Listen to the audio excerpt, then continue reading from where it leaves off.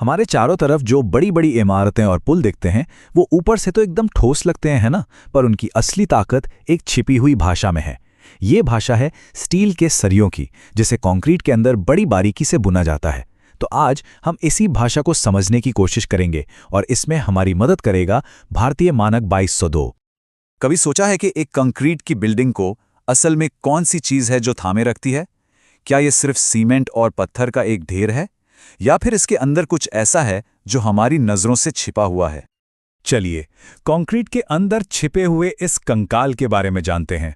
असल में हर मजबूत ढांचे के भीतर एक छिपा हुआ कंकाल होता है जो उसे असली ताकत देता है, और आज हम उसी की परतें खोलने वाले हैं।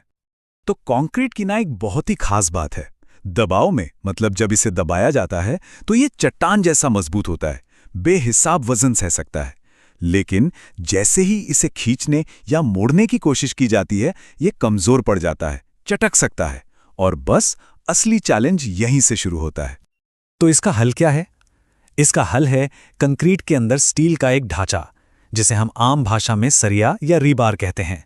ये सरिया खींचने वाली ताकत को संभाल लेता है, और इस पूरे ढांचे को बनाने के सारे नियम कायदे लिखे हैं 1963 के एक दस्तावेज में, भारतीय मानक 2502। अब जरा इस सरिये की रेसिपी बुक में झांकते हैं। यह देखना काफी दिलचस्प है कि कैसे कागज पर बने एक प्लान से एक एक स्टील की छड़ को यह बताया जाता है कि उसे क्या करना है और कैसे करना है। पहली नज़र में ये टेबल शायद किसी कोड लैंग्वेज की तरह लगे, लेकिन असल में ये कंस्ट्रक्शन टीम के लिए एक पूरा ब्लूप्रिंट है। इसे रीइंफोर्समेंट शेड्यूल कहते हैं, और इसमें सरियों से जुड़ी हर छोटी बड़ी जानकारी मौजूद होती है। इस टेबल की हर एक लाइन सरियों के एक खास सेट के लिए एक कमांड की तरह है। ये साफ साफ बताती है कि सरिया कहाँ लगेगा, उसका साइज क्या होगा, कितने सरिये लगेंगे, उनकी लंबाई क्या होगी, और सबसे ज़रूरी बात कि उसे किस खास शेप में मोड़ा जाएगा।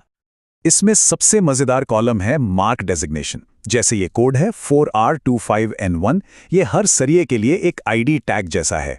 4 का मतलब 4 सरिये, R मतलब गोल, 25 का मतलब 25 मिलीमीटर मोटा, और N1 इसका अपना यूनिक पहचान नंबर है। सोचिए, हर चीज कितनी सटीकता से तय की गई है। अच्छा, अब ये देखते हैं कि इन नंबरों और कोड्स को असलियत में कैसे बदला जाता है। ये समझिए कि ताकत की एक सटीक ज्योमेट्री है, जहां हर एक मोड़ का एक खास मतलब है। सबसे आम शेप में से एक है स्टैंडर्ड हुक। ये सरिये के आखिर में एक आधा गोलाकार मोड़ होता है। इसका बस एक ही काम है, सरिये को कंक्रीट में इतनी मजबूती से जकड़ लेना कि वो अपनी जगह से टस से मस ना हो। और हाँ, ये हुक ऐसे ही किसी भी तरह से नहीं मोड़ा जा सकता। इसके भी नियम हैं। इस मानक के हिसाब से मोड़ का अंदरूनी रेडियस सरिये की मोटाई से कम 2 गुना होना चाहिए, और मोड़ के बाद भी थोड़ा सीधा हिस्सा छोड़ना पड़ता है। ये सब नियम इसलिए हैं ताकि लोड पड़ने पर हुक वापस सीधा न हो जाए। लेकिन जरा सोचिए, जब एक सीधे सरिये को मोड़ा जाता है तो उसे मोड़ने के लिए थोड़ी एक्स्ट्रा लंबाई तो चाहिए होगी, है ना?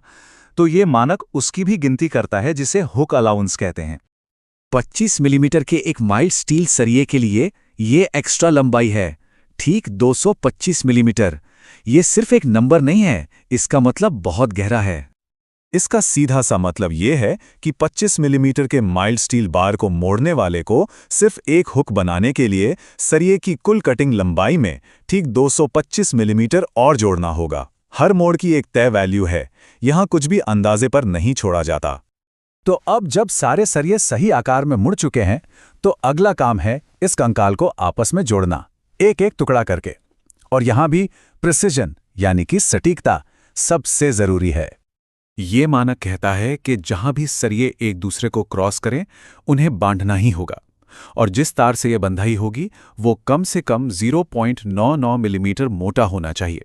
साथ ही बंधाई इतनी मजबूत हो कि जब कंक्रीट डाला जाए तो सरिये अपनी जगह से हिले नहीं।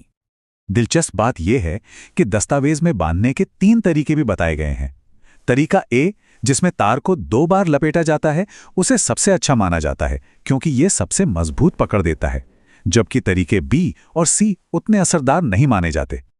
अब आते हैं एक और बहुत जरूरी चीज पर, कंक्रीट कवर। ये स्टील के सरिये की सतह और कंक्रीट की बाहरी सतह के बीच की कम से कम दूरी होती है। कंक्रीट की ये परत सरिये के लिए एक सुरक्षा कवच की तरह काम करती है। तो सवाल ये है कि ये सटीक दूरी बनाई कैसे जाती है। इसका जवाब है ये छोटे छोटे कंक्रीट के ब्लॉक, जिन्हें कवर ब्लॉक्स कहते हैं। इन्हें सरियों से बांध दिया जाता है ताकि स्टील हमेशा बाहरी मौसम और हवा पानी से एक सुरक्षित दूरी पर रहे। तो अब तक हमने जो भी नियम देखे, हुक की लंबाई से लेकर कवर ब्लॉक तक, ये सब मिलकर सुरक्षा की एक ऐसी भाषा बनाते हैं जो हमें दिखाई नहीं देती। चलिए अब समझते हैं कि ये छोटे छोटे नाप जोक इतना बड़ा असर कैसे डालते हैं। जरा सोचिए, एक मोड़े हुए सरिये में कितनी गलती की गुंजाइश हो सकती है? जवाब है प्लस या माइनस सिर्फ 5 मिलीमीटर। ये 75 सेंटीमीटर लंबे मुड़े हुए सरिये के लिए गलती की सीमा है।